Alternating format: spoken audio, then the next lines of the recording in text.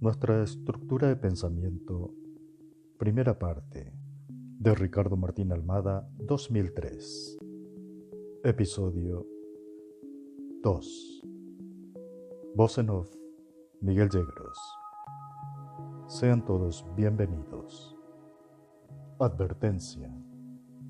Cuando hablamos de aceptar nuevos valores y nuevas formas de percibir la realidad, es importante utilizar a la par el discernimiento. La nueva degeneración a nivel mundial de la ideología de género está facilitada por una supuesta apertura mental de aceptar todo lo que nos venden. Hablan de deconstruir la realidad, pero este tipo de deconstrucción lleva al caos, no al entendimiento ni a superar los condicionamientos. La deconstrucción fue un término originalmente acuñado por Jacques Derrida, que vivió entre el totalitarismo del fascismo y del comunismo.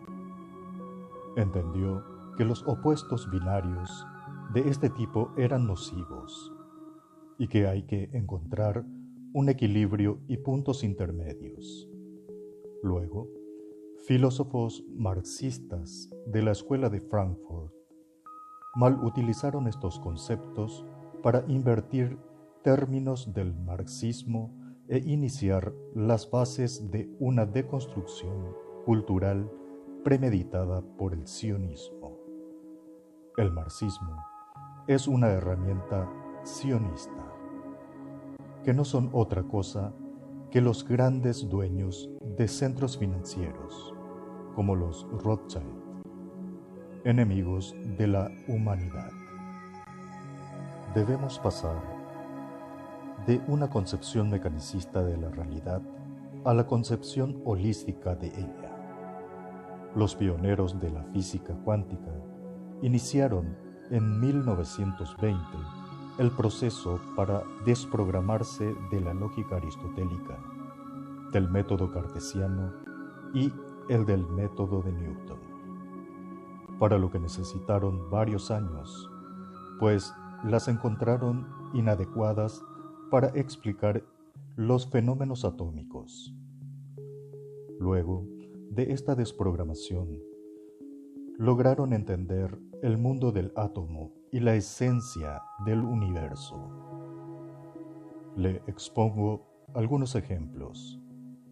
La naturaleza real del átomo está desprovista de todo estado sólido y de todas las cualidades o propiedades captadas por nuestros 5 sentidos. A raíz de este descubrimiento, hacia el año 1941, la física cuántica comienza a desmaterializar lo que los físicos clásicos llaman materia, haciéndonos ver un mundo de ondas y luz. Hoy día no tiene sentido el uso de la palabra materia, ya que se sabe que las interacciones entre los objetos son interacciones inmateriales y existe una pequeña y específica cantidad de energía manifestándose en todos los dominios físicos. A esta pequeña cantidad la llamaron quantum. Y esa distribución de energía se da tanto a nivel de lo infinitamente pequeño, que es el átomo, como de lo infinitamente grande, que es el universo. Y lo podemos encontrar también en el crecimiento de todos los seres vivos. La física cuántica nos revela la existencia de un universo intemporal, liberado de la influencia del espacio y del tiempo, del mecanicismo humano, de la repetición, del hábito. Los científicos cartesianos no quieren aceptar la existencia de una realidad suprema atemporal, que está subyacente en el conjunto de elementos y en el universo. Los cuánticos probaron que esta es una realidad y no un postulado, y con la estrecha y limitadamente del sistema aristotélico cartesiano, estos pseudocientíficos especulan sobre lo atemporal y publican sus divagues como una realidad, engañando así desde siglos a la opinión pública. La física clásica define como materia a un objeto impenetrable, limitado en el espacio y percibido por nuestros sentidos como algo inerte, y al universo como un sistema mecánico compuesto de parcelas materiales.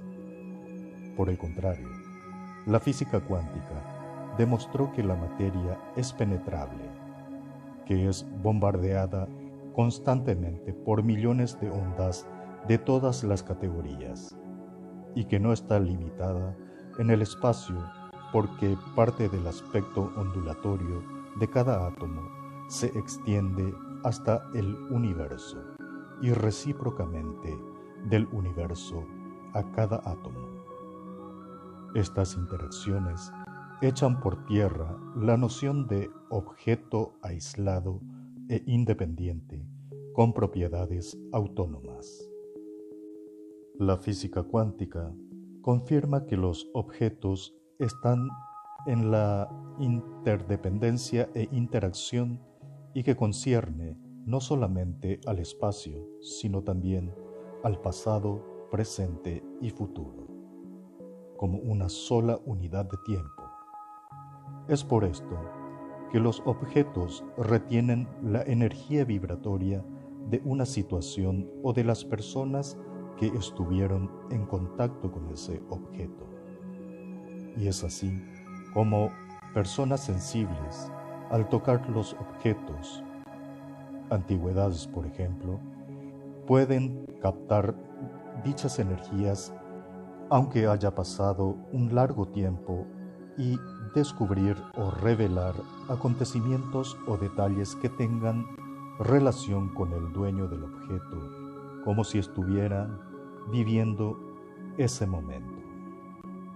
El conocimiento es riqueza. Muchas gracias por asistir. Voz en off, Miguel Yegros.